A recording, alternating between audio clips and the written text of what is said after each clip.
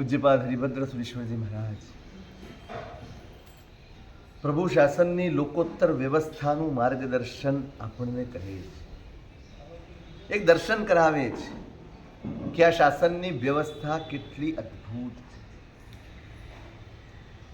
પ્રભુ માર્ગ પણ આપે, પ્રભુ વ્યવસ્થા પણ, બધું જ પ્રભુએ આપ્યું છે. બધું જ આ શાસનના જ્ઞાની મહાપુરુષોએ આપણી આગળ સ્પષ્ટ કરીને મૂક્યું છે. કઈ બાજુ ચાલવું ને એનું એ દિશા સૂચન છે. મારે કશું જ કરવાનું નથી, માત્ર કહ્યું કરવાનું છે, માત્ર કહ્યું કરવાનું છે. આટલું સામર્થ્ય પ્રગટી જાય, આટલું સત્વ પ્રગટી જાય તો કલ્યાણ બહુ જ નજીકમાં છે. સૌથી અઘરું પડે છે આજ કહ્યું કરવું તે. દરેક વખતે મારો હું વચ્ચે આવી જાય છે, દરેક વખતે મારી ઈચ્છાઓ વચ્ચે આવી જાય છે, દરેક વખતે મારા ગમા અણગમા વચ્ચે આવી જાય છે, દરેક વખતે મારા રાગ અને દ્વેષ વચ્ચે આવે છે અને કહ્યું કરવાનું ચૂકી જવાય છે. દેખીતી રીતે કદાચ કહ્યું કરતો હોઉં, હું આ કપડાં પહેરીને બેઠો છું, હું સાદું છું, આ દેખીતી રીતે કહ્યું કરું છું, પણ તાત્વિક રીતે વાસ્તવમાં હું કહ્યું કરું છું એનો હું સાક્ષી છું, પોતે સાક્ષી છું. પુરુષાર્થ આટલામાં જ પૂરવવાનું છે, પોતાને ઓગાળીને પ્રભુની આજ્ઞાને મુખ્ય કરી દઈએ પછી કશું જ કરવાનું નથી. જેમ દોરાય દીકરો માની આંગળી પકડે પછી મારે કયા રસ્તે ચાલવું એ વિચારવાનું હોય ખરું, ચિંતા કરવાની હોય ખરું. આ ગલીમાં વળ્યા તો આનાથી પહોંચાશે કે નહીં, આમ ચાલ્યા તો આ બરાબર છે કે નહીં, આ રસ્તો ઉચિત છે કે નહીં, છોકરું કાંઈ વિચારે. ધર્મ એટલે બાળક થઈ જવાની પ્રક્રિયા. એક વાર તમે બાળક સ્વરૂપમાં આવી જાઓ, બાલિશતામાં નહીં. બાલિશ નથી થવાનું, બાળ થવાનું. છોકરમત નથી કરવાની. બસ આંગળી પકડી લીધી, હવે ક્યારે કેવી રીતે કેમ થશે મારે જોવાનું જ.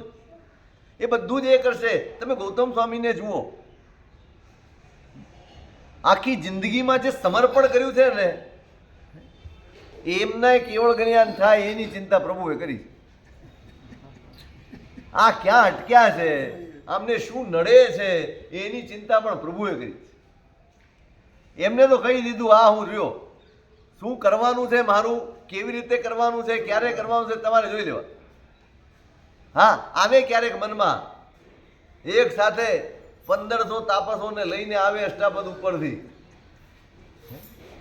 સમોસરણમાં પહોંચે, 1500 કેવલી પ્રસાદામાં જાય ત્યાં બૂમ પાડે, એ ભાઈ ત્યાં આપણે નથી બેસવાનું, અહીં વંદન કરો. ભગવાન કહે કે ગૌતમ કેવલીની આશાતના ના કરીશ, ઊભા જ રહી જા કેવલી, હું આટલા વર્ષથી તમારી સેવા કરું છું, હું આવો ને આવો અને આ બધા કેવળ જ્ઞાન પામી ગયા.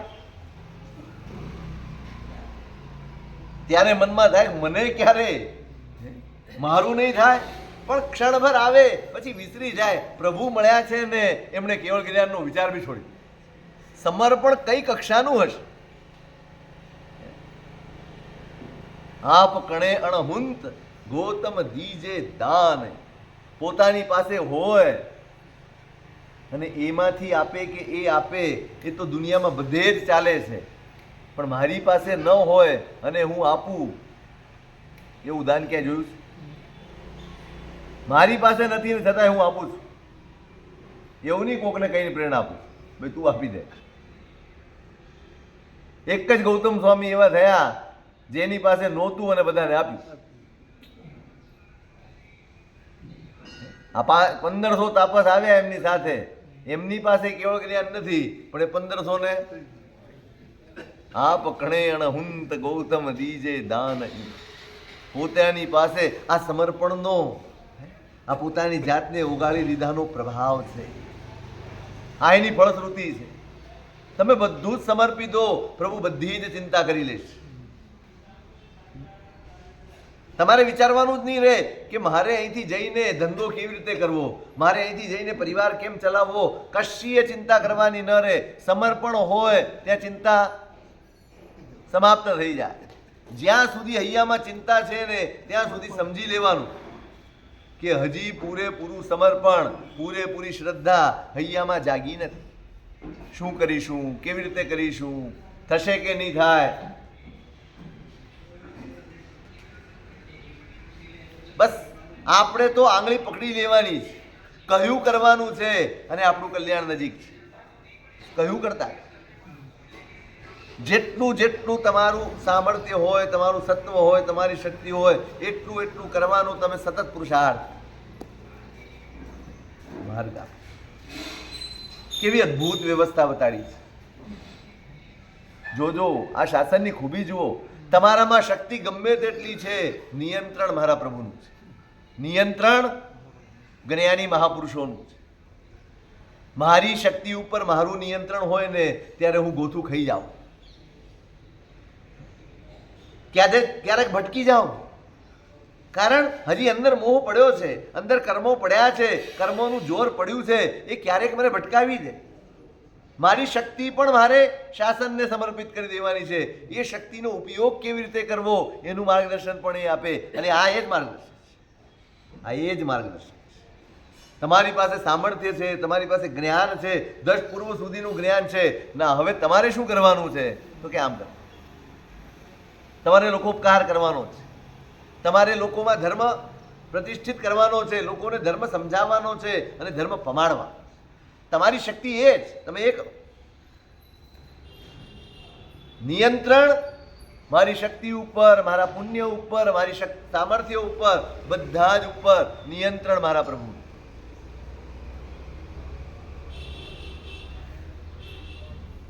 એ લઈ જાય ત્યાં, એ દોરે ત્યાં જવા. મારી ઈચ્છાઓને સાવ ગૌણ કરી દેવાની. કલ્યાણનો આ માર્ગ છે, આ કલ્યાણનો માર્ગ છે. એ વ્યવસ્થા અહીંયા બતાડી છે. કોણ આ રસ્તે ચાલીને કલ્યાણ કરશે, કોણ આ રસ્તે. રસ્તા બંને કલ્યાણના છે, પણ આની અહીંયા જરૂર છે અને આની અહીંયા જરૂર છે. હા, ભૂલમાં કંઈ પણ થાય, કદાચ સમજણ ફેરે કંઈક થઈ જાય તો પણ બહુ સ્પષ્ટ કહ્યું હતું કાલે, જાણી જોઈને પોતાની ઈચ્છાથી નહીં, મારે આ નથી કરવું, મારે આ નથી જોઈતું, મારે આ બધી પરોજન નથી જોઈતી, હું તો મારે શાંત થઈને બેસી જઈશ. થઈ ગયું. તમે શાંત થઈને કદાચ બેસી જશો પણ તમે તમારા કલ્યાણના માર્ગની ગતિ રૂંધી રાખશો. તમારા કલ્યાણ, તમારું વિકાસ અટકી જશે. બાહુબલી જાતે કેવળ જ્ઞાન લેવા ગયા. હું કેવળ જ્ઞાન મેળવી લઉં, હું ક્યારેય મેળવી શકું નહીં. આ હું જાય ને પછી કેવળ જ્ઞાન થાય. હું કેવળ જ્ઞાન મેળવી લઉં આટલું આવ્યું એટલે ગયું. જાતે લેવા ગયા. છેવટે પ્રભુએ બ્રાહ્મી સુંદરીને મોકલ્યા ત્યારે મેળ ખાધો. એમના કહ્યામાં રહ્યાથી જ ઉદ્ધાર છે, બાકી ક્યાંય ઉદ્ધાર નથી.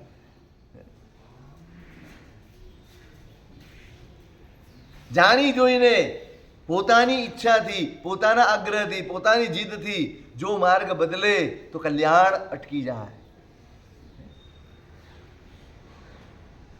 અને એની આ વ્યવસ્થા બતાડી છે કે નહીં.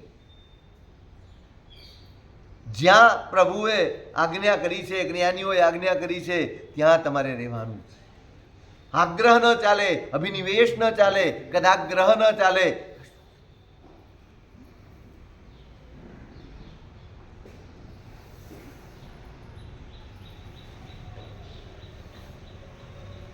અજાણપણે કદાચ માર્ગ બદલાઈ ગયો હોય. શરૂઆતમાં કહ્યું, જો જાણી જોઈને કરે, પોતાની ઈચ્છાથી કરે, જીદથી કરે, તો એ ગમે તેવું ઉત્કૃષ્ટ કરતો હોય તો પણ એને આરાધના ગણાય.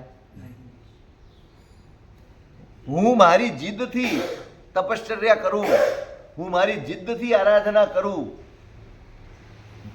જ્ઞાનીઓની આજ્ઞાની ઉપરવટ જઈને કરું, તો મારો તપ, મારું ચારિત્ર કે મારું કોઈ અનુષ્ઠાન એ આરાધના ગણાય.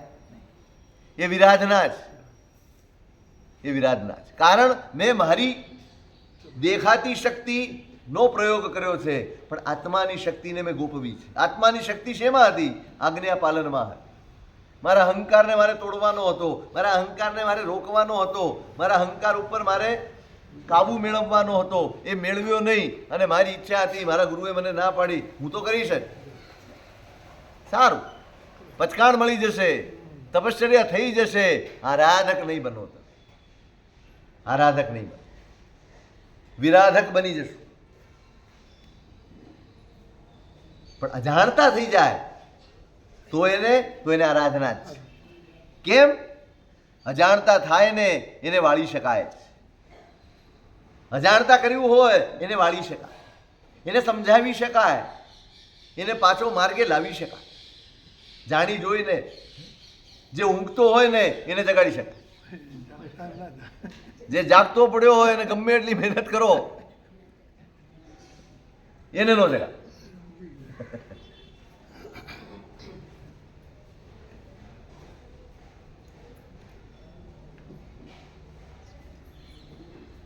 કારણ અજાણપણે જેને કર્યું છે ને એને આગ્રહ ન હોય, એને દુરાગ્રહ ન હોય, માટે એને વાળી શકાય. મેં કાલે શિવભૂતિની વાત કરી, એને ન વાળી શકાય. કારણ અહંકારનો ભોગ બનીને નવો માર્ગ સ્વીકાર્યો છે. હવે તમે એને ગમે તેટલું સમજાવો, એ તર્ક કરશે, એ દલીલો કરશે, એ તમને તોડી પાડવા મહેનત કરશે, પણ પોતે સમજણના બધા જ દરવાજા બંધ કરી દે, એનું નામ અહંકાર. તમારી સમજણ ઉપર રોક લગાવી દે, એનું નામ અહંકાર. ગમે તેટલું પ્રેમથી સમજાવાય. જમાલીએ તો ભગવાનને ખોટા કહી દીધા. ભગવાન શુદ્ધાનું નહોતું માન્યું, એમના જમાઈ છે, અને છતાંય બસ આ અહંકાર, આ કદાગ્રહ છે. પણ જે અજાણપણે આવ્યો છે એને આવો કદાગ્રહ ન હોય, એને સમજાવીને પાછો વાળી શકાય. કેમ? સમ્યક દર્શન નિર્મળ છે. ચારિત્રમાં ત્રુટિ આવી શકે, સમ્યક દર્શનમાં ત્રુટિ નથી. ત્યાં સુધી તમારી પાસે બચવાનો રસ્તો છે. તમારી શ્રદ્ધા જ્યાં સુધી જીવતી છે, તમારી શ્રદ્ધા જ્યાં સુધી જાગતી છે, ત્યાં સુધી તમારી પાસે પાછા વળવાનો અવકાશ છે. ચારિત્રમાં ત્રુટિ હોય, આરાધનામાં ત્રુટિ હોય, આચરણમાં ક્યાંક ક્ષતિ હોય તો ચલાવી લેવાય, નભાવી લેવાય. પણ શ્રદ્ધા જ્યાં ડગમગી, શ્રદ્ધામાં જ્યાં ઝાંખપ આવી, ત્યાં તમારો વિકાસનો માર્ગ અટકી જાય. પછી ચારિત્ર ઉત્કૃષ્ટ હોય પણ શ્રદ્ધા કઈ હોય? હું કરું છું. આજે અજાણતા આવ્યો છે ને એની શ્રદ્ધા મજબૂત છે, એને જેવો સમજાવવામાં આવશે એવું તરત. અનુચિત તે નવી આચરે, વાળ્યો વળે જેમ હેમ. પહેલા તો અનુચિત આચરે જ નહીં, પહેલા તો અનુચિત રસ્તે પગલું માંડે જ નહીં. કદાચ મંડાઈ ગયો હોય તો કોઈક સમજાવે, વાળ્યો વળે જેમ હેમ. સોનું બહુ ઝડપથી વળી શકે. સોનું નરમ ધાતુ છે, પોચી ધાતુ છે, એને જેમ વાળો એમ વળી જાય. જેમ ઘાટ આપવો હોય એવો ઘાટ આપી શકાય. બસ જેવી સોનાની સ્થિતિ એવી આ જીવની સ્થિતિ. પહેલા અનુચિત કરે નહીં, અને કદાચ થઈ ગયું હોય, અનાભોગે થઈ ગયું હોય, સમજણ ફેરથી થઈ ગયું હોય તો એને વાળી શકાય. કેમ કે સ્વસ્વભાવ ઉત્કર્ષા. બસ સ્વભાવ જે શ્રદ્ધા એની છે, જે સ્વભાવ એનો શ્રદ્ધાનો છે એ અકબંધ છે, માટે વાળી શકાય. શિવભૂતિએ શ્રદ્ધા જ ખોઈ નાખી. શાસ્ત્રો ના પાડે છે જીન કલ્પ ન થાય એટલે પરમાત્મા જે રીતે વિચરે એ રીતે ન વિચરી શકાય. ખોટી વાત છે, થઈ શકે. શ્રદ્ધા ખોઈ નાખી. અહીંયા શ્રદ્ધા જીવતી છે. કેમ? માર્ગાનુસારી. અંદર માર્ગ તો દર્શન, જ્ઞાન, ચારિત્ર નો જ પડ્યો છે. એ જ રસ્તે ચાલવાનું છે. એ દ્રઢ સંકલ્પ સાથે નીકળ્યો છે. એમાં સ્ખલના થઈ, એમાં ભૂલ થઈ, એમાં ક્ષતિ થઈ. તમે તમારી શક્તિ પ્રમાણે, તમારા સંયોગો પ્રમાણે નબળું કરતા હશો ને તો ચાલશે, પણ સાચું સ્વીકારવાની તૈયારી 24 કલાક રાખજો. સારું ગ્રહણ કરવાની તૈયારી રાખજો. હું આ કરું છું પણ એમાં કોઈ ક્ષતિ હોય, ભૂલ હોય તો એને સ્વીકારવાની તૈયારી રાખજો. આગળ વધવાનો માર્ગ જ આ જ, વિકાસ કરવાનો માર્ગ જ આ જ. કારણ એની રુચિ જે હોય, ભાઈ ક્યાંથી મળે છે એની જિજ્ઞાસા હોય. જ્યારે જ્યારે ગુરુ ભગવંતોનો યોગ મળે, જ્યારે જ્યારે શ્રવણનો યોગ મળે, જ્યારે જ્યારે સમજવાનો યોગ મળે, ત્યારે ત્યારે એ પોતાની શુદ્ધિનો માર્ગ શોધે, પોતાની આરાધનાને ચોખ્ખી કરતો જાય, પોતાના ધર્મને નિર્મળ બનાવતો જાય. એવું જ અહીંયા એ અનુષ્ઠાનમાં સ્થિર હશે, ભૂલ થઈ હશે તો પાછો ફરશે. કેમ? રુચિ એ માર્ગની. અને શેનાથી આવે આવી રુચિ? તો કે શ્રવણાદો તત્પ્રતિપત્તે હે. નિરંતર શાસ્ત્રોનું શ્રવણ, નિરંતર શાસ્ત્રોનો સ્વાધ્યાય, નિરંતર શ્રુતનું અવગાહન, જ્ઞાનનું પરિશીલન, એનાથી જ પોતાની મતિ માર્ગમાં સ્થિર બને. એક વાત બરાબર નોંધી રાખજો, જો પ્રભુના માર્ગ ઉપર ચાલવું છે, જો પુરુષાર્થ કરવો છે, જો પોતાની શ્રદ્ધાને સ્થિર બનાવવી છે, તો જ્ઞાનના માર્ગ સિવાય ચાલવાનું નથી. જ્ઞાનનું આલંબન લીધા વગર કોઈ આ માર્ગનો પાર પામી શક્યું નથી.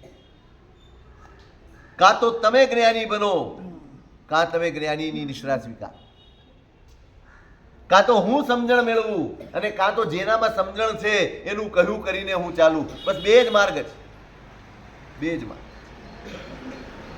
ત્રીજો કોઈ માર્ગ નથી આગળ વધવાનો. માસ્તુષ મુનિ પાસે જ્ઞાન નથી, ક્ષયોપશમ જ નથી.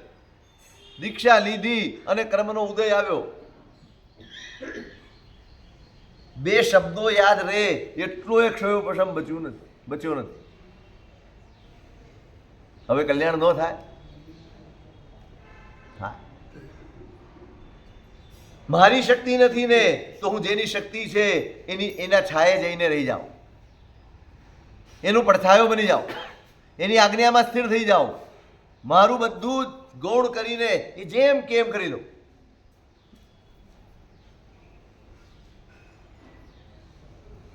ગુરુ ભગવંતે કહ્યું, હજી તો દીક્ષા લીધી છે, યોગોદ્વહન ચાલુ છે, અને એ અધ્યયન કરવું અનિવાર્ય છે. એ કર્યા વગર આગળ વધાય નહીં. જ્યાં સુધી અધ્યયન થાય નહીં ત્યાં સુધી એમબીલ કરવા. હવે ક્ષયોપશમ જ નથી, કોઈ ઉપાય થઈ શકે એમ નથી. ગુરુ ભગવંતે ટૂંકો રસ્તો બતાડ્યો. ચાલો ભાઈ, બધું યાદ નથી રહેતું ને, મહારુષ ને મહાતુષ આટલું યાદ રાખ્યું, 6 અક્ષર જ યાદ રાખ્યું, એમાંય ફાફા. એક 6 અક્ષર ગોખતા ગોખતા પણ અક્ષરો ખવાઈ જાય છે. માશ તુષ થઈ જાય છે. પણ એક જ ગુરુએ કહ્યું છે ને, મારે ગોખવા, મારે ગોખવાનું. કોઈ વિકલ્પ લાવ્યા વગર, કંટાળ્યા વગર, ક્યાંય મનમાં ખેદ લાવ્યા વગર, બસ પુરુષાર્થ ચાલુ છે. 2 દિવસ 4 દિવસ ન આવડે શું થાય? કેવો કંટાળો આવે. અને જો પાછળ પડી ગયો, નહીં કરવું તો પડશે તારે. જ્યારે તમે જાઓ, સાહેબ નથી થતું, મૂકો ને યાર, મને કંઈક બીજું કામ સોંપો, ના આજ કરવું પડશે, મહારાજને જ મૂકીને જતા રહો. ચોપડી તો મુકાય, મહારાજ જ મુકાઈ જાય. મૂક ને સમજતા જ નથી આવડતું તો બીજું કાંઈ ન કરી શકાય. માસ્તુષ મુનિને વિચાર જ નહીં આવ્યો હોય, આ ચોપડી મુકાવી દો, હું કોકના કાપ કાઢી નાખું, પાણી લઈ જાઉં, ગોતરી લઈ આવું, ભક્તિ કરું, મારી કર્મની નિદ્રા થાય, મારી બીજું બધું થાય, આ બધામાં આખો દિવસ મારો નીકળી જાય. કંટાળો નથી આવતો? નહીં આવ્યો. ક્યારેક વિચારજો. આ બધા દ્રષ્ટાંતો મંથન કરવા જેવા. કોઈ વિકલ્પ નહીં આવે. ચલો 2-4 દિવસની વાત હોય તો સમજાય. 2-4 દિવસ જાય, અઠવાડિયું જાય, પખવાડિયું જાય, મહિનો જાય, 2 મહિના જાય, 12 મહિના જાય, અને એમ કરતા 12 વર્ષ નીકળી જાય. આ એમબીલ જ કરવાના, કારણ કે આવડે નહીં ત્યાં સુધી કશું થાય એમ નથી. એમની ધીરજ જુઓ અને ગુરુની પણ ધીરજ, એ અકળાતા નથી. ગુરુ કલ્યાણ કરે છે, અને જેની અંદર બીજાના કલ્યાણની કામના હોય ને એને અકળામણ પોસાય નહીં, એને ઉતાવળ પોસાય નહીં, એને એક જ ભાવ પોસાય, અને એનું નામ છે કરુણા. કરુણામાં ખાંચો પડે એટલે કલ્યાણમાં રોગ લાગે. ગુરુને પણ ધીરજ છે, એ એટલું જ જુએ છે કે આ જીવ આટલો સમર્પિત છે, એનું કામ થઈ રહ્યું છે. ગાથા નથી આવડી રહી, વાંધો નથી. મહત્વ ગાથાનું નથી, મહત્વ એને આવડે એનું નથી, મહત્વ એની પરિણતિનું છે, અને પરિણતિ જળવાઈ રહી છે. બસ કામ થઈ રહ્યું. 12 વર્ષ સુધી ગોખ્યા પછી 6 અક્ષર ન આવડે.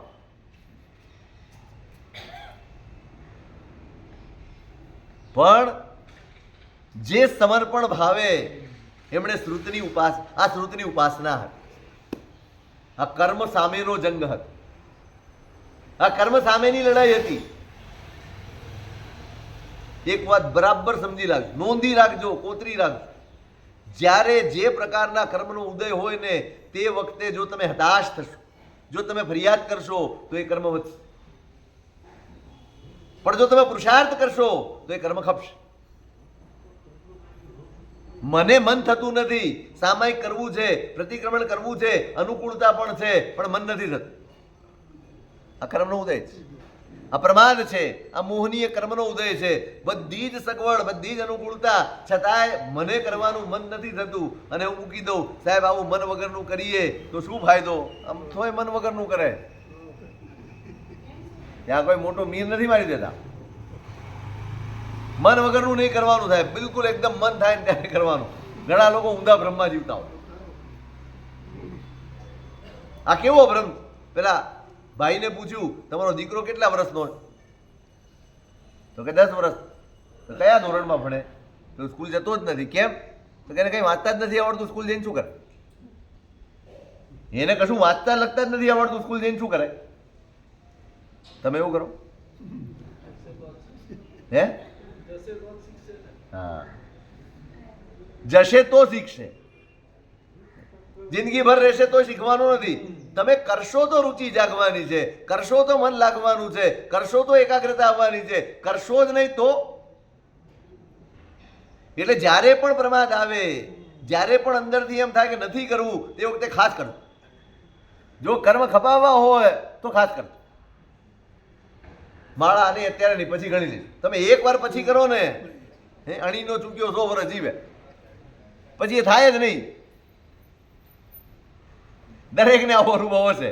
જરાક તમે ટાળો અને તમે આંગળી આપો, એ પોચું પકડે, ચૂકી જ જવા. આ કર્મ સામેનો જંગ હતો. નથી આવડતું, ભણવું જ છે. ન આવડે તોય ભણવું છે. અને 12 વર્ષે જ્ઞાના વર્ણી તો ખપતા ખપ્યા, 4 ઘાતી કર્મો ખપ્યા, કેવળ જ્ઞાન થઈ. આપણે એવું માની લીધું છે કે હું ચોપડી લઈને બેસું એટલે મને ગાથા આવડવી જોઈએ, તો જ હું ચોપડી લઈને બેઠો એની સાર્થક. નહીં, તમે ચોપડી લઈને અડધો કલાક બેઠા, તમે પ્રામાણિકપણે પ્રયત્ન કર્યો, તમને ન આવડ્યું ને તો ગાથા નથી આવડી, પણ અંદર કર્મની નિર્જરા તો થઈને થઈ. એ લાભ મને દેખાતો નથી ને, માટે હું કંટાળી જાઉં છું. અને તમે બેઠા લઈને અને અંદરથી કંટાળ્યા કરો છો. આવડતી નથી, આવડતી તો ઉલટાનું કર્મ બાંધી લો છો અડધો કલાક સુધી. કંટાળવાનું નથી. અહોભાવપૂર્વક, શ્રદ્ધાપૂર્વક, મારી શક્તિ ઓછી છે પણ મારી ભક્તિ ઓછી નથી. શક્તિ ઓછી ચાલશે, ભક્તિ ઓછી નહીં ચાલે. સમર્પણ ઓછું નહીં ચાલે. બસ સમર્પણ હોવું જોઈએ. આ શ્રુત જ્ઞાન છે અને એના પ્રત્યે મારું સમર્પણ છે. મને આવડે ન આવડે, પણ અડધો કલાક મારે આની અંદર રહેવું છે.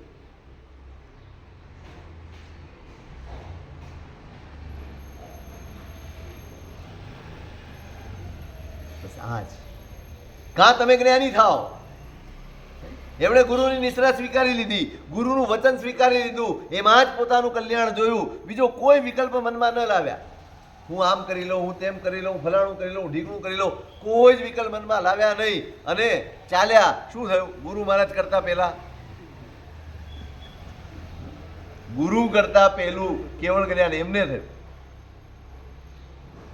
કાં તમે જ્ઞાની થાઓ, કાં તમે જ્ઞાનીની નિશ્રા પકડી લો. ઉદ્ધાર થઈ જશે. શ્રવણાદૌ તત્ પ્રતિપત્તે હે. માર્ગ ઉપર ચાલવા માટે શ્રુતનું આલંબન અનિવાર્ય છે, જરૂરી છે. આપણા સમાજમાં જે ખૂટે છે ને એ આપણી. ધીમે ધીમે ધીમે ધીમે એમ લાગે બધા જ જ્ઞાન માર્ગથી દૂર થતા જાય. 2 પ્રતિકોણ 5 પ્રતિકોણની વાત ઠીક છે, તમને સૂત્રો આવડે જ, તમે ગોખી લો છો. એકાદ ઇનામી યોજના જાહેર થાય તો રાફડો ફાટી જાય, એક સાથે ભરતી થાય, જુવાળ આવે, ખબર જ ન પડે ક્યાંથી નીકળ્યા બધા. એક પાઠશાલામાં ક્યાંથી દાખલ થઈ? હમણાં પેલા સંગીત ગ્રુપ વાળાએ કર્યું હતું ને, જોરદાર પ્રતિભા. મને એમ થયું આટલા વખતની રુચિ ક્યાં ગઈ હતી? આ એકાએક જાગૃત ક્યાંથી થઈ? કોણે જગાડી? સમકીત બમકીત ખાય નહીં, એ યોજના છે ને. ના નથી, એમનું આયોજન સરસ, ઉત્તમ આયોજન, પણ આપણી વૃત્તિ કેવી? જે શ્રુત જ્ઞાનને, ગણધર ભગવંતોના શબ્દોને, જે શબ્દો ગણધર ભગવંતોના મને ભણવા, મને વાંચવા મળ્યા, એના પ્રત્યેના અહોભાવથી હું ન જોડાયો, પણ પૈસાની લાલચથી હું જોડાયો. કેવા બાળ જીવો છીએ આપણે! નહીતર પાઠશાલાઓ રોજ ઉભરાતી હોત. જો મને મારા ગણધર ભગવંતો પ્રત્યે, એમના આપેલા આ સૂત્રોના વારસા પ્રત્યે મને અહોભાવ હોત ને, તો એમને પાઠશાલા સાથે હું જોડાતો. આપણે અહોભાવ ખોઈ ગયેલા માણસો, ખોઈ નાખેલું છે જ નહીં. એ આદર જ નથી, એ સમર્પણ જ નથી, એ સૂત્રો પ્રત્યેનું બહુમાન જ નથી. કોના હૈયામાંથી, કોના મોઢામાંથી નીકળેલા શબ્દો? એનો આદર કેવો હોવો જોઈએ? સહજ ભણવા જાય, ઇનામ માટે, બધું જ ઇનામ માટે, બધું જ પ્રભાવના માટે, બધું જ પૈસા માટે, બધું જ. તપ તો પૈસા માટે, જપ તો પૈસા માટે, સામાયિક તો પૈસા માટે. 2 જગ્યાએ સામાયિક હોય, સમજી ગયા?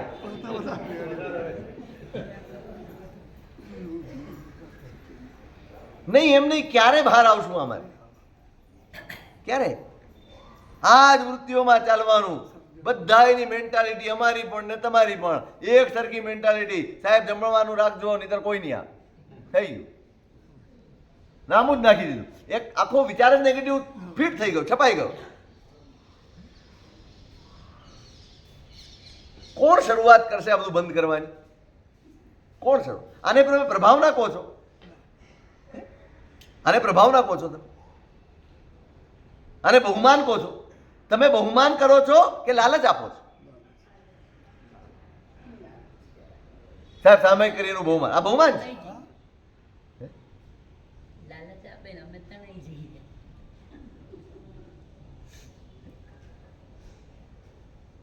લાલચ આપીને બોલાવાના, ક્રિયાનું કાંઈ નહીં. આપણે એમ કહીએ કે ભાઈ આવ્યા છે એને કંઈક આપવું જોઈએ. શેના માટે ભાઈ? આપો, 100 રૂપિયા નહીં, 1000 રૂપિયા આપો, લાખ આપો, પણ લાલચ આપીને ના બોલો. મનોવૃત્તિ બગાડતા જઈએ, ધીમે ધીમે ધીમે ધીમે પ્રભાવનાના નામે લાલચ વધતી જાય છે. વર્ષી તપની શક્તિ, જેટલા વર્ષી તપ કરે છે ને બધાની શક્તિ છે કે નહીં? છતાંય કેમ નથી કરતા? આપણા સંઘમાં અત્યારે કેટલા વર્ષી તપ ચાલે?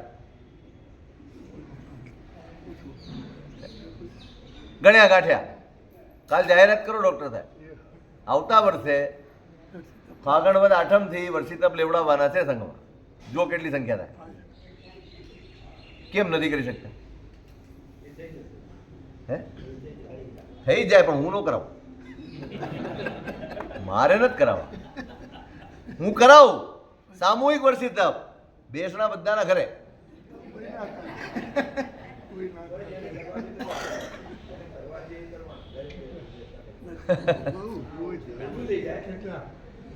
અરે કહેવાનો અર્થ એટલો જ છે કે આપણે કઈ મનોવૃત્તિથી કરો. તમારી શક્તિ છે તો કેમ નથી કરતા? શક્તિ છે નહીં. ક્યાંક બદલાવવું પડશે, કોઈકે તો બદલાવવું પડશે, કોઈકે તો શરૂઆત કરવી જ પડશે. અહોભાવ હોવો જોઈએ, સમર્પણ હોવું જોઈએ. આ એક જ તત્વ એવું છે શ્રુત જ્ઞાનનું, જેના આધાર ઉપર આખું શાસન ચાલે. શ્રુત નથી તો કાંઈ નથી. પ્રભુ શાસનની શરૂઆત જ શ્રુતથી થાય. સમોધરણ રચાય, પરમાત્મા હોય, ગણધર ભગવંતોની સ્થાપના થાય, અને પહેલું કામ શેનું થાય? પહેલું કામ દ્વાદશાંગીની રચનાનું કામ પહેલું કામ. પછી બીજી બધી જ વ્યવસ્થાઓ, પછી બીજી બધી જ વાતો, પહેલા દ્વાદશાંગીની રચના. પાયો શ્રુત છે ભાઈ, તમારા માટે પણ, અમારા માટે પણ, સહુના માટે.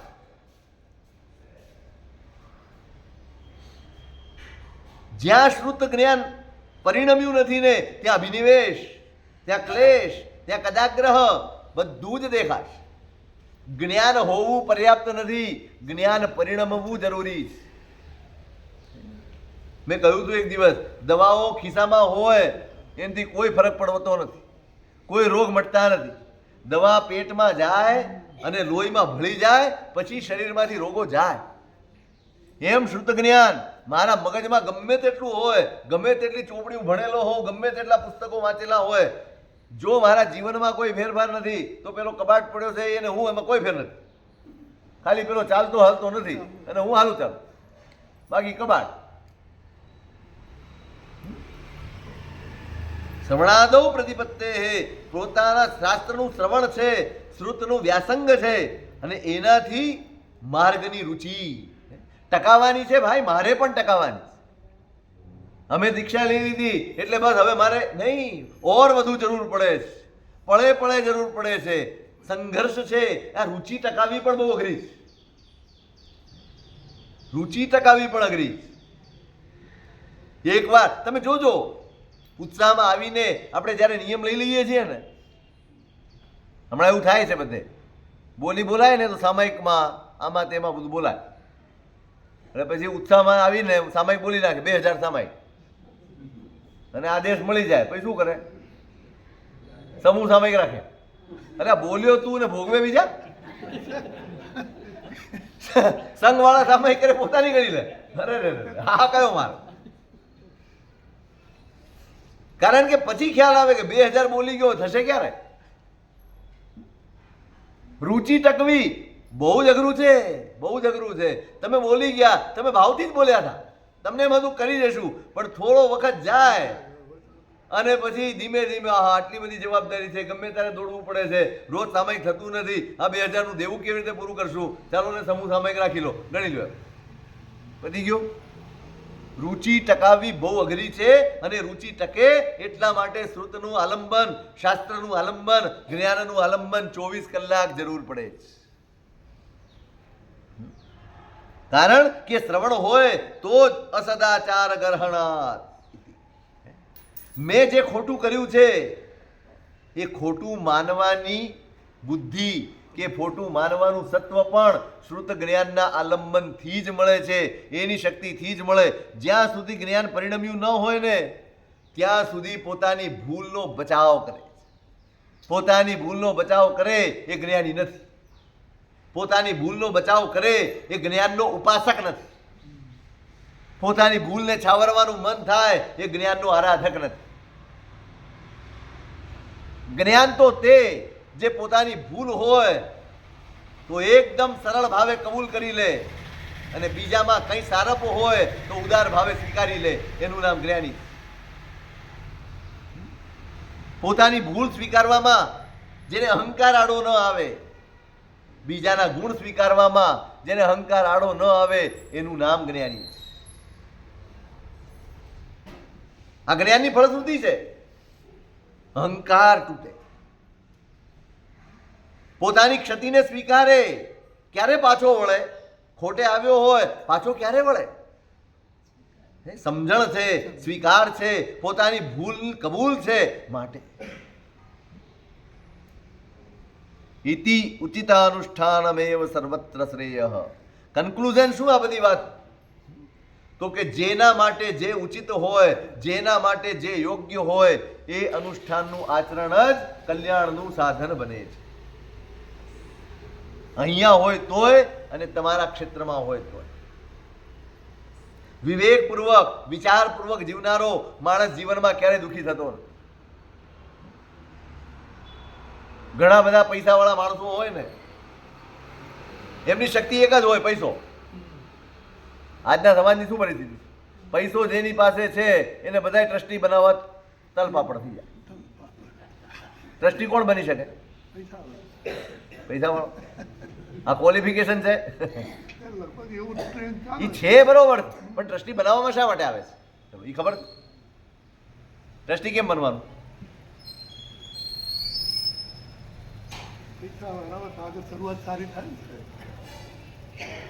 ટ્રસ્ટી કેમ બનવાનું આપણે બોલો, જે ટ્રસ્ટી હોય તો બોલો.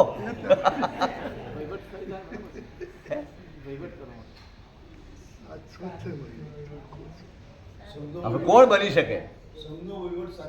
હા, પણ કોણ કરી શકે? પૈસા વાળો કરી શકે કે સમજણ વાળો કરી શકે? સમજણ વાળો કરી શકે કે પૈસા વાળો?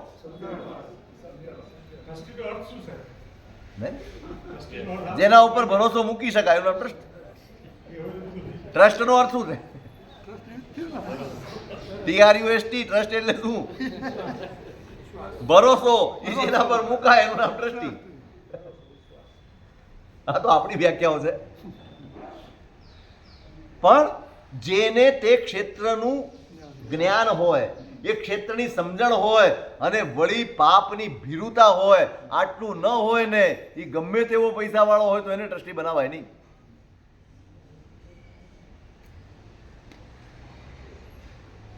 ઉચિત અનુષ્ઠાન, ભાઈ એ પૈસા ખર્ચે એટલું બરાબર છે, પણ એનો અર્થ એ નથી કે જવાબદારી સોંપી દેવાય. કારણ કે એ અંગેનું જ્ઞાન ન હોય, પાપની ભીરુતા ન હોય, અહંકારનો પાર ન હોય, બીજાને સાવ તુચ્છ ને મગતરા જેવા ગણતો હોય, અહીંયા બેસીને રૂઆબ છાંટતો હોય. અહીંયા તો નરમ થવાનું, અહીંયા તો એકદમ નમ્ર બનવાનું છે. કારણ તમે જ્યાં બેઠા છો એ ગાદી ઉપર આવનારી વ્યક્તિ એ વ્યક્તિ નથી, સંઘ છે. એ ગમે તેટલો આકરો થયો હોય તો પણ તમારા મોઢામાંથી નબળો શબ્દ ન નીકળવો જોઈએ. આટલી પાત્રતા અને ધીરજ હોય તો ટ્રસ્ટી બનાય. બહુ આકરા નિયમો છે. કારણ તમે સંઘની જવાબદારી લઈને બેઠા છો, સંઘ વ્યવસ્થાની જવાબદારી લઈને બેઠા છો. એટલે ઉચિત આચરણ મારા માટે આ ઉચિત છે કે નહીં પહેલા વિચારી લેવું. આ પ્રકારનો સ્વભાવ ઘડાવવો જોઈએ. ચોક્કસ પૈસાની જરૂર છે જ. જવાબદાર વ્યક્તિ સંપન્ન હશે તો સંઘ વધુ સારી રીતે ચાલશે, પણ એના કરતા વધુ મહત્વનું એની લાયકાત, એની પાત્રતા છે. સાવ સામાન્ય વ્યક્તિ હોય તો પણ સંઘ સોંપાય. ભવભીરું હોય, વહીવટનું જ્ઞાન હોય, દરેક બાબતની સમજણ હોય, મધ્યસ્થ રસ્તો કાઢતા જેને આવડતું હોય, જે કદાગ્રહમાં ન રહેતો હોય એવાને વહીવટ સોંપાય. જેના ઉપર ભરોસો મૂકી શકાય,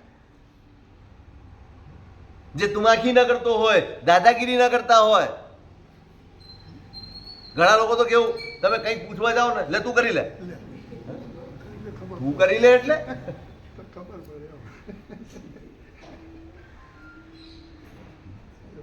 કોઈ પણ કેવા સાંભળવું અને સમજાવવું બે જ કર્યા. એને ગેરસમજ હોય અથવા એને મનમાં આપણા માટે દ્વેષ પણ હોય, બધી વાત સાચી, પણ મારું કર્તવ્ય આ ગાદી ઉપર બેઠા પછી મારે એને સમજાવવાનું જ હોય, ઉતારી પાડવાનું હોય. એને કહેવાનું, ભાઈ તું દ્વેષથી કે હું સમજાવી દઉં, પછી તું જાણે. ઉચિત અનુષ્ઠાન, મને યોગ્ય શું છે એની પરીક્ષા કરીને, એની સમજણ કેળવીને પછી પગલું માંડો, તો જ કલ્યાણ. મને આગ્રહ કર્યો છે ને હું કૂદી પડું છું, નહીં. એક ક્ષેત્રનું જ્ઞાન છે, એક ક્ષેત્રની સમજણ છે,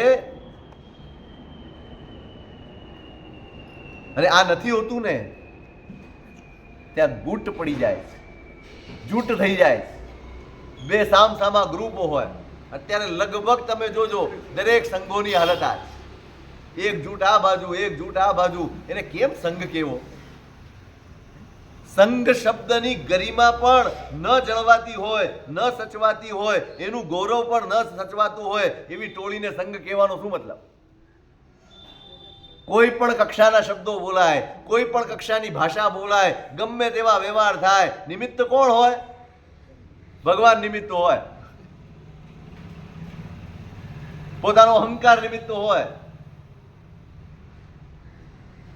શરમ આવે કે કોના હાથમાં સંઘ આપી દીધો છે. કોના હાથમાં વ્યવસ્થા સોંપી દીધી છે આપણે?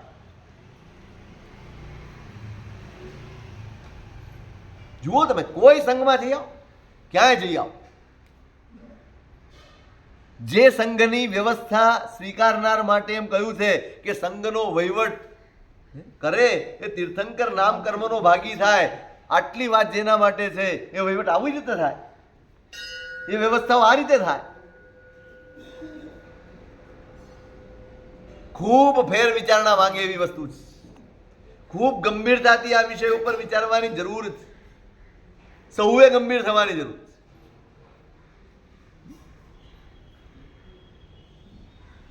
લોકોને વિશ્વાસ, તમારા ભરોસે આટલા બધા રૂપિયા કોઈ બોલે છે કે ના વ્યવસ્થા બરાબર થશે, 1 રૂપિયાનો પણ આગી પાછી નહીં થાય, કેટલા વિશ્વાસથી લોકો આ કરતા હોય. બહુ જ મોટી જવાબદારી છે. એટલે બહુ જ વિચારીને ફૂંકીને કામ કરવાનું, વિચારીને માણસ લેવાના. સંઘ, બસ સંઘ નજરમાં હોવું જોઈએ, સંઘની વ્યવસ્થા નજરમાં હોવી જોઈએ. મારો મળતિયો આવી જાય આ વૃત્તિ જ ન હોય. મેં કાલે કહ્યું હતું કદાચ અબ્રાહમ લિંકનની વાત. નજરમાં કોણ હોય? દેશ, દેશનો વિકાસ, દેશની પ્રગતિ, દેશની ઉન્નતિ, દેશનું નામ. દેશ નજરમાં હોય પછી દુશ્મન પણ કામનો છે. પણ ત્યાં હું કેન્દ્રમાં હોય ને ત્યાં પછી મારા ત્યાં મળત્યા જ હોય. બાજુ જી હજુર લોકો જોઈએ ઘણાને, બસ હું કહું ને હા પાડી દે, હું કહું અને કરી દે, એવા જ લોકો જોઈએ. સૌથી મોટું નુકસાન સંઘને જ. આખો સંઘ ક્લેશમાં તણાય. આખા સંઘમાં ચર્ચાઓ એની થાય. શેની ચર્ચાઓ થાય? આત્મ ધ્યાન થાય, કર્મબંધ થાય, એકબીજા ઉપર કીચડ ઉછાળવામાં આવે, એકબીજા ઉપર આક્ષેપબાજી કરવામાં આવે. કેવા ધંધા! આ સંઘો છે આપણા, આ ગૌરવ છે આપણું.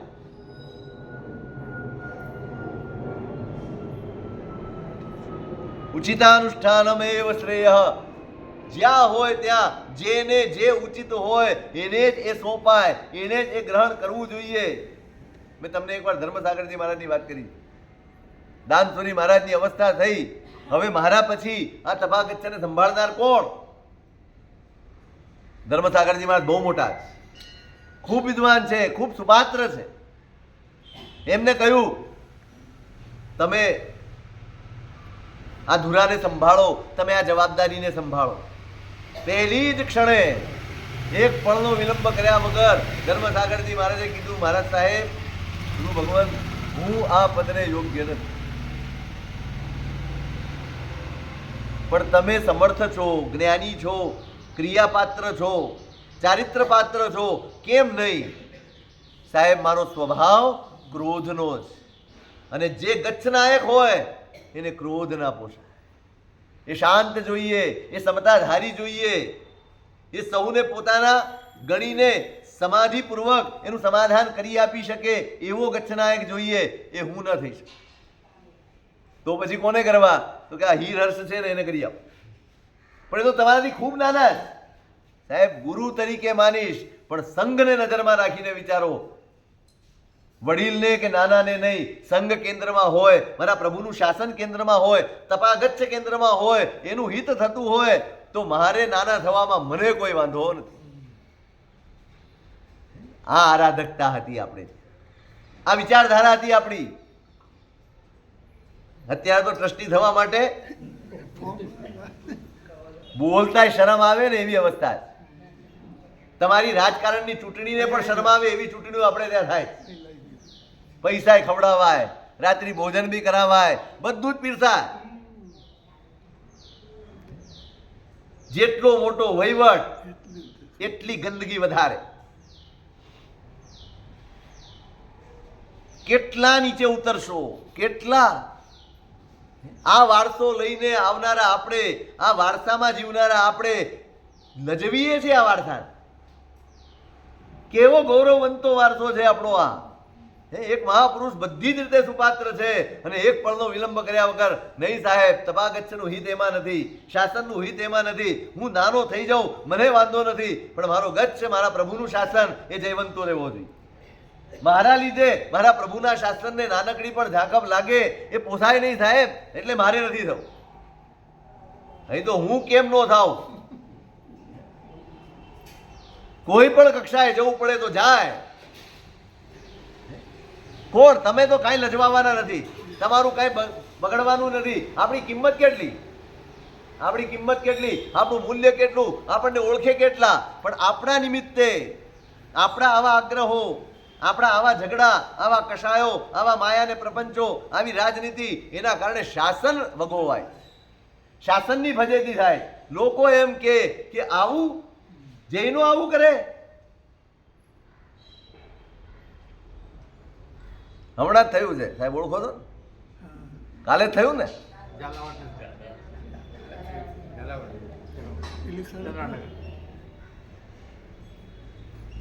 શું ચાલે છે? ખેદ થાય, ખેદ. આપણે ભલે ગમે એવા ઝંડા લઈને બહાર નીકળતા હોઈએ, 25 હાથી ને 50 બેન્ડ ને 500 માણસ, આ બધું જ જૂઠા આશ્વાસનો છે. માત્ર ઉપરના વોલપેપર લગાડીને આપણે આપણી જાતની નબળાઈઓને છુપાવવાની મહેનત કરીએ. કોઈ નક્કર વસ્તુ આપણે હાથમાં છે જ નહીં. કશું નક્કર આપણે કરી શક્યા નથી ને કરતા. અત્યારે જો ખરેખર કાંઈક કરવા જેવું હોય ને, આ બધા જ વરઘોડા, આ ઉપધાન, આ નવાણુઓ, આ સંઘો, આ બધું જ બંધ કરીને પેલા સંઘની વ્યવસ્થા ફરીથી ગોઠવવાની જરૂર છે. ફરીથી લોકોને સમજાવવાની જરૂર છે. આજે ભૂત ભરાઈ ગયા છે ને, ભૂવા ધૂણવાની જરૂર છે. હવે ક્યાં લઈ જઈ રહ્યા છીએ આપણે પ્રભુના શાસનને? ક્યાં લઈ જઈ રહ્યા છીએ આ સંઘને, જે કલ્યાણનું સાધન છે, જેનું આલંબન લઈને તરવાનું છે, જેનું આલંબન લઈને પોતાના અધ્યવસાયોને સુધારવાના છે, જેનું આલંબન લઈને ધર્મમાં ટકવાનું છે? ત્યાં કોઈ આલંબન રૂપ જ નથી. જ્યાં જાઓ ત્યાં ક્લેશ, જ્યાં જાઓ ત્યાં કંકાસ, જ્યાં જાઓ ત્યાં રાગ દ્વેષ, જ્યાં જાઓ ત્યાં મારું તારું, જ્યાં જાઓ ત્યાં મારા મારી. આ છે શું?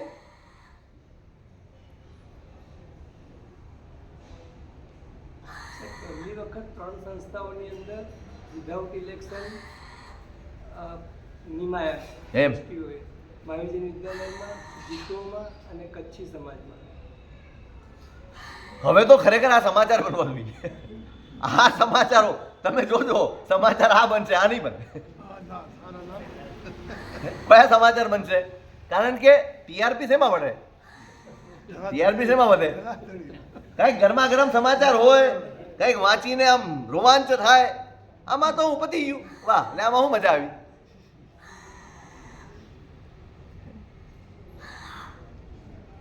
કેટલું સરસ સાંભળીએ ને ત્યારે એમ લાગે ખરેખર સંઘ એ ચૂંટણી પ્રથા વાળો હતો જ નહીં, હોય જ નહીં. સંઘમાં ચૂંટણી હોય? અરે તમારાથી ન થાય તો ગુરુ ભગવાનને સોંપી દો સાહેબ, તમે જેને કોઈ તરત, અમને કોઈને વાંધો નથી, ફેંકી જા. પણ અમારામાં એ વાંધા હોય, મને પાછું આ ગમે ને તે ગમે. ના ના, બહુ માફ કરજો, ખોટું નહીં લગાડતા, પણ કઈ એક પક્ષનો વાંક છે એવું નથી, બંને પક્ષનો વાંક. કોના ઉપર ભરોસો? અને એમાં ચૂંટણીઓ આવી, ચૂંટણીઓમાં રાગ દ્વેષ આવ્યા. અરે એક મહારાજ આનું કે, એક મહારાજ આનું કે. કેવું સરસ માર્ગદર્શન છે આ. દરેક વ્યક્તિનું એક પ્રમાણ હોય, ભાઈ આ શું કરી શકે, એમ કોણ શું કરી શકે, એને અનુરૂપ વ્યક્તિને લઈએ. આ જ જરૂરિયાત છે. સંઘની વ્યવસ્થા એ જરૂરિયાત છે. તમે કેટલા રૂપિયાનો વહીવટ કરો છો? તમારી પાસે 5 અરબ રૂપિયા હોય, તમે કઈ વાપરી શકવાના? ખાલી એટલું કહેવાય કે અમે આટલા મોટા ટ્રસ્ટના ટ્રસ્ટી. વધુ જોખમ, વધુ જોખમ. ખરેખર હવે મેરિટ લિસ્ટ બનવું જોઈએ, ખરેખર બનવું. આપણે ત્યાં પણ ઇન્ટરવ્યુ પ્રથા હોવી જોઈએ. જાય ગુરુ મહારાજ પાસે, લે ઇન્ટરવ્યુ. પેલું જ પૂછે, ગુરુવંદન આવડે?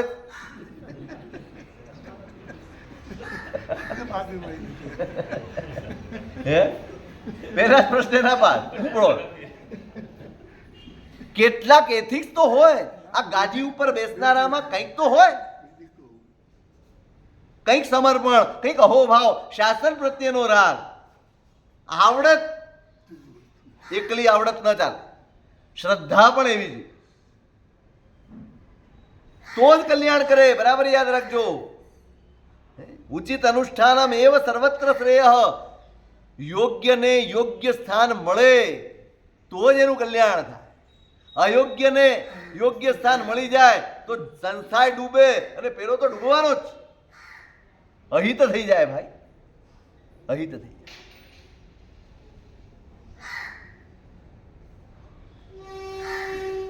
કારણ કે તમે જે માટે યોગ્ય હો ને એ અનુષ્ઠાન તમે આચરો તો તમારું સમર્પણ જોડાય, તમારો અહોભાવ જોડાય, તમારી શ્રદ્ધા જોડાય, તમારો આનંદ જોડાય, તમારી સમજણ એની સાથે જોડાય, તમારી શક્તિ એની સાથે જોડાય. પણ તમે એના માટે યોગ્ય હો તો.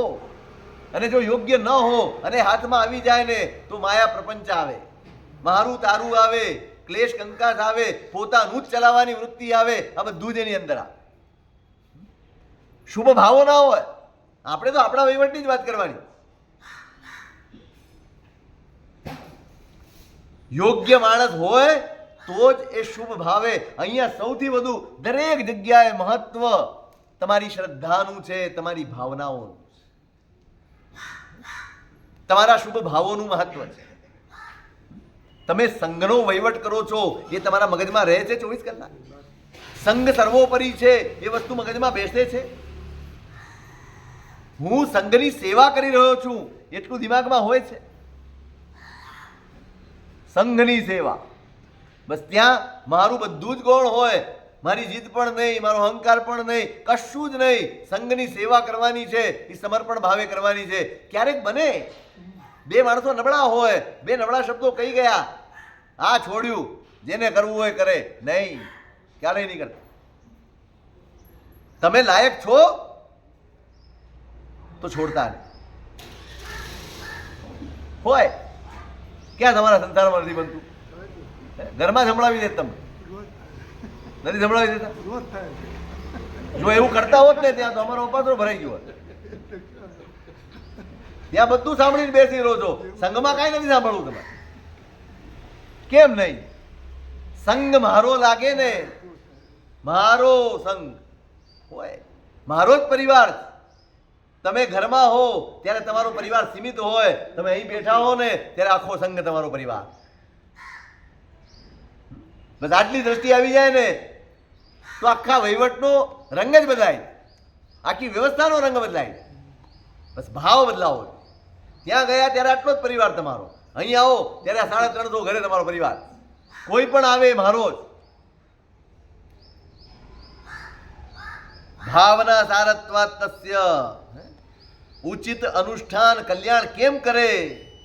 કે ઉત્તમ ભાવનાથી ભાવિત હોય જીવ, માટે યોગ્ય હશે ને તો જ એને સદભાવ રહેશે. હવે જેની જ્ઞાનની ક્ષમતા જ નથી, જેને ભણવાનો રસ જ નથી, કે ભણવાની ક્ષમતા જ નથી, અને એને તપની રુચિ છે, તપ પ્રત્યે સમર્પણ છે, શ્રદ્ધા છે, અને હું એને પરાણે ભણાવવા બેસાડી, તો શું બગડશે? પરિણામ બગડશે. અહીં તો એ જ છે, જે જીવને જે યોગ એના કલ્યાણનું સાધન બને એમાં એને જોડવાનું. કોઈકને વૈયા વચ્ચેનું રસ હોય એને એ સોંપી દેવાનું. અહોભાવપૂર્વક કરે, શ્રદ્ધાપૂર્વક કરે. તમે જોજો ઘણાને કેવું હોય, દેરાસરના કામ કરવામાં એમને માનતા. તમે સોંપો ના સોંપો, એ દેરાસરમાં આવે, એ પાટલા ગોઠવી દે, ચોખા ગોઠવી દે, ફળ નૈવેદ્ય આમ તેમ પડ્યા હોય તો ગોઠવી દે. અંદરનો રસ હોય, બસ દેરાસરની ભક્તિ કરવી છે. એને કાંઈ તમારી તમે નોંધ લો એની પડી ન હોય, બસ આ રસ. એના માટે એ ઉચિત છે, કારણ ભાવના. એમ અહીંયા પણ, એમ અહીંયા બધી જ જગ્યાએ તમે જેને યોગ્ય હોય એવું કામ સોંપો ને એટલે ભાવપૂર્વક. એટલે સંઘની વ્યવસ્થામાં બધું હોવું જોઈએ. સાધુ સાધ્વીની વ્યવચવાળો હોય, દેરાસર ઉપાશ્રયનું ધ્યાન રાખનારો પણ હોય, સંઘનો પૈસાનો વહીવટ કરનારો પણ હોય, વરઘોડા વગેરેનું આયોજન હોય તો એના માટેની વ્યવસ્થા હોય. અરે કોઈકને રસ હોય, એને સીડી બજાવવામાં રસ, આપી દેવાની. કોકને ઝંડો ફેરવવામાં આપી દેવાનો. ભાઈ એ ભાવથી એટલી વાર કર્મ નિદ્રા કરશે. ના, તારે નથી કરવાનું, હું જ કરીશ. નહીં, આપો. ભાવના સારત્વાત તસ્ય. એમાં એના શુભ ભાવ જોડાયેલા હોય, બધા એને લાભ. યમેવ પ્રધાનમ નિશ્રેય સાંગમ. આ ભાવના એ જ મોક્ષનું બીજ છે. બહુ મહત્વનો મુદ્દો છે. ભાવના એ મોક્ષનું બીજ છે. આગળ પણ એ ભાવનાની જ વાત છે. એનું શું સ્વરૂપ? એટલે અધિકાર વર્તમાન.